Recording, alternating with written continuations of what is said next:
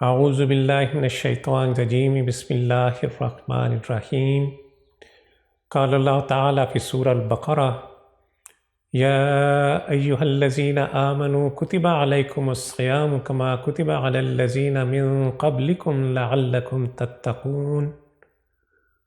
اے لوگو جو ایمان لائے ہو، تم پر روزے فرض کر دیے گئے ہیں جس طرح تم سے پہلے انبیاء کے پیرووں پر فرض کیے گئے تھے۔ اس طرح توقع کی جاتی ہے کہ تم تقوی کی روش پر چل سکو گے۔ ناظرین کرام، اللہ عز و جل کا بے پایہ احسان ہے کہ یہ ماہ مبارک ایک مرتبہ پھر مجھ پر اور آپ پر وارد ہونے جا رہا ہے۔ یہ زندگی کے دن کتنی تیز رفتاری سے گزر رہے ہیں۔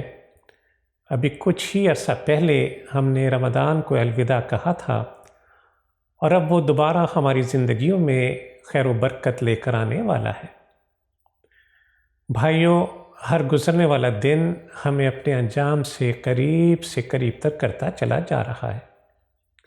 شاید یہ ہماری زندگی کا آخری رمضان ہو، تو کیوں نہ اس مرتبہ اس ماہ مبارک کو اس طرح گزاریں کہ کسی درجے میں اس کا حق ادا ہو جائے۔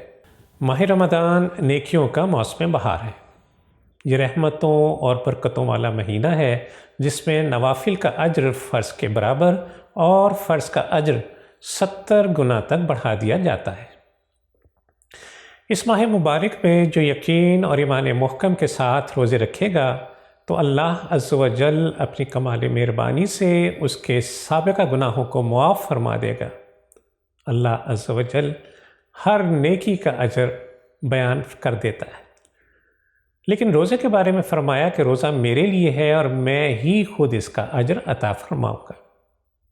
اس لیے ماہ رمضان صرف روزہ رکھ لینا ہی کافی نہیں، بلکہ روزے کی حفاظت بھی ضروری ہے۔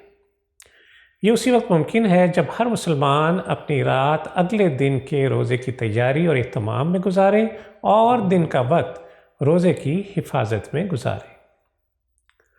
روزے کا مقصد روزے دار میں تقوی کی صفت کا پیدا کرنا ہے اور تقوی کے درجے کو بڑھانا ہے۔ تقوی کیا ہے؟ اس کی بہترین تشریح صحابی رسول صلی اللہ علیہ وسلم ابی بن کعب رضی اللہ عنہ نے فرمائی۔ ایک مرتبہ عمر فاروق رضی اللہ تعالیٰ عنہ نے ان سے سوال کیا کہ تقوی کسے کہتے ہیں؟